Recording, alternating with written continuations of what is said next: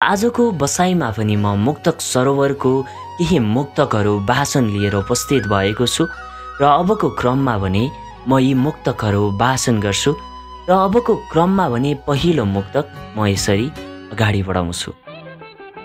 प्रिया तिमीलाई बिर्सेर पनि सम्झन चाहन्न, प्रिया तिमीलाई बिर्सेर पनि सम्झन चाहन्न, त्यो एक्लो अनि खालीपनमा फर्कन चाहन्न। प्रिया तिमीलाई बिर्सेर पनि सम्झन चाहन्न, त्यो एक्लो अनि खालीपनमा फर्कन चाहन्न। अक्सर साथ दिन्छु भन्नेले साथ छोड्दा रहेछन्, अक्सर साथ दिन्छु भन्नेले साथ छोड्दा रहेछन्। अब कसैलाई पनि यो दिल सुम्पन चाहन्न, प्रिया तिमीलाई बिर्सेर पनि सम्झन चाहन्न, त्यो एक्लो अनि खालीपनमा फर्कन चाहन्न। दोस्रो मुक्तक।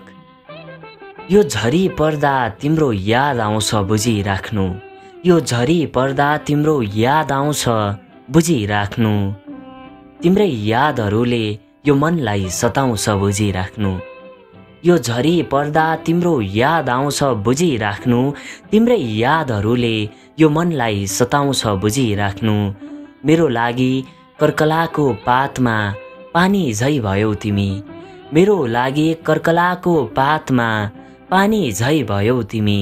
समेट्न चाहे कता कताबाट रसाउँछ बुझिराख्नु, यो झरी पर्दा तिम्रो याद आउँछ बुझिराख्नु, तिम्रै यादहरूले यो मनलाई सताउँछ बुझिराख्नु।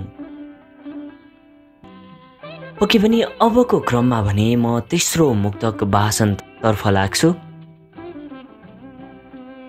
आफ्नो भन्न सक्दिन मन परेर के गर्नु, आफ्नो भन्न सक्दिन मन परेर के गर्नु, यस्तै हो यो तकदिर रहर मात्र भरेर के गर्नु। आफ्नो भन्न सक्दिन मन परेर के गर्नु, यस्तै हो यो तकदिर रहर मात्र भरेर के गर्नु।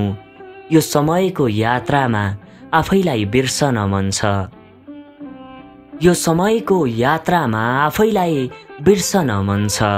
नहुने सपना अनि इच्छाको आश गरेर के गर्नु, आफ्नो भन्न सक्दिन मन परेर के गर्नु, यस्तै हो यो तकदिर रहर मात्र भरेर के गर्नु।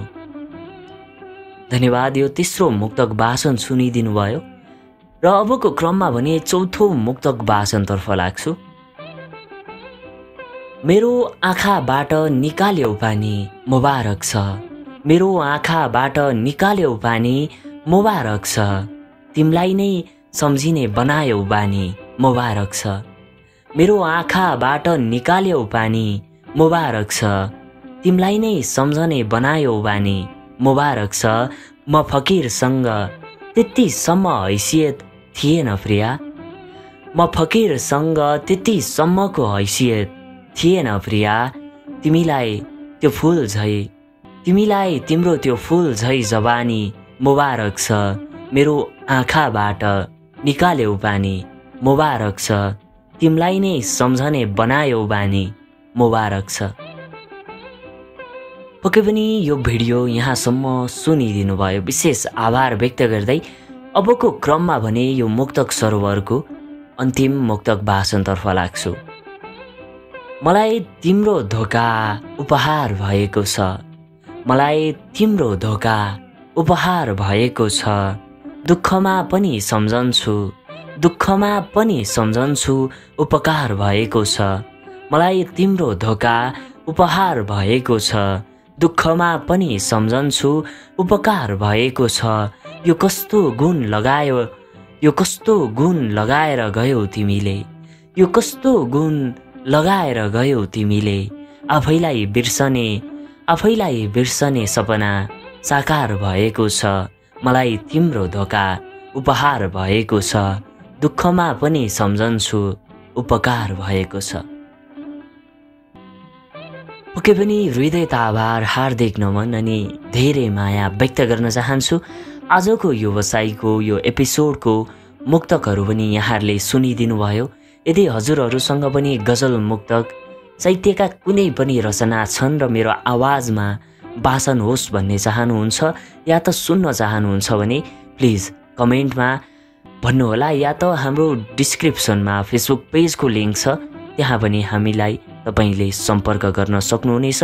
र यति भन्दै आजको यो बसाइबाट म खगेन्द्र अनुरागी यहाँहरू समक्षबाट बिदा हुन चाहन्छु।